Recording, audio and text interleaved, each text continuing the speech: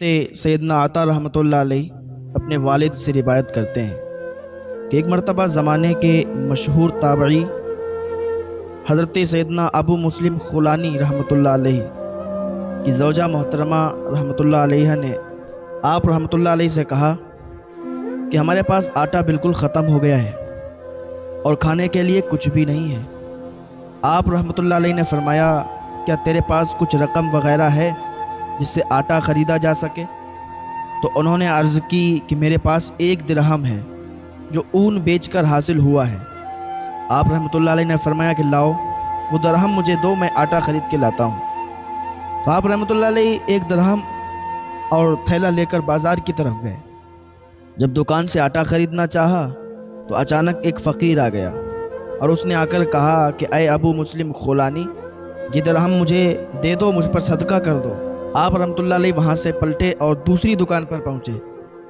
جیسے ہی آپ نے آٹا خریدنا چاہا تو دوبارہ وہی فقیر آ گیا اور کہنے لگا، اے ابو مسلم خولانی، میں بہت مجبور ہوں، آپ میری مجبوری سمجھیے، یہ درہم مجھ پر آپ صدقہ کر دو، آپ مجھے یہ درہم دے دو۔ اسی طرح وہ فقیر آپ رحمۃ اللہ علیہ کے پیچھے لگا رہا۔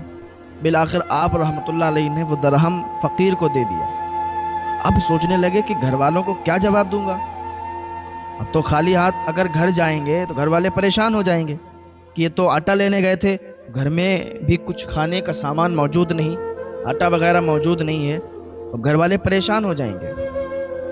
تو آپ نے کیا کیا کہ ایک بڑھئی کی دکان پر گئے، وہاں سے تھیلے میں لکڑی کا برادہ اور مٹی بھر لی اور گھر کی طرف چل دیے۔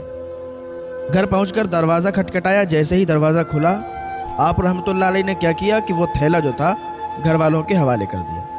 تو آپ رحمۃ اللہ علیہ گھر میں داخل ہوئے بغیر ہی واپس پلٹ گئے۔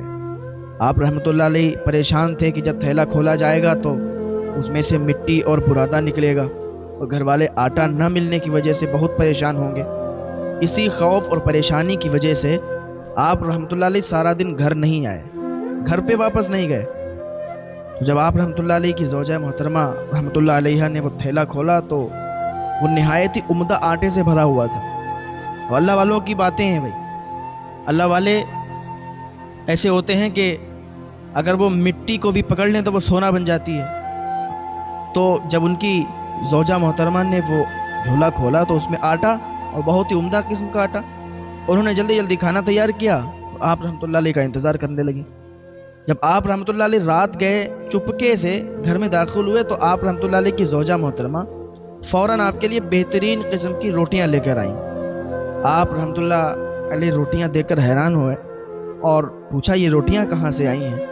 آپ رحمۃ اللہ علیہ کی زوجہ محترمہ نے کہا، یہ اسی آٹے کی روٹیاں ہیں، اسی آٹے کی جسے آپ رحمۃ اللہ علیہ نے بھیجا تھا، جو آپ لے کر آئے تھے۔ یہ سن کر آپ رحمۃ اللہ علیہ رونے لگے اور اللہ عز و جل کا شکر ادا کیا کہ اس نے لاج رکھ لی اور مٹی کو عمدہ آٹے میں تبدیل کر دیا۔ اللہ رب العزت کی یہ عطائیں ہیں کہ وہ اپنے بندوں پر کرتا ہے۔ اگر آپ کسی کی مدد کرتے ہو، آپ کسی کا ساتھ دیتے ہو تو اللہ پاک آپ کا ساتھ دے گا۔ آپ کسی غریب، کسی مجبور انسان کا سہارا بنو گے تو اللہ تعالیٰ آپ کی مدد فرمائے گا۔ ایسا نہیں ہے کہ اگر آپ کسی مجبور کو اس کا ساتھ دیتے ہو یا کسی غریب کو کچھ دیتے ہو، اس کی مجبوری میں اس کا ساتھ دیتے ہو، ایسا نہیں ہے کہ آپ کو ایسے ہی چھوڑ دیا جائے گا، کہ اللہ رب العزت آپ کو اتنا عطا فرمائے گا کہ آپ خوش ہو جائیں گے، آپ کے دامن کم پڑ جائیں گے اور اللہ کی دی ہوئی دولت ختم نہیں ہوگی۔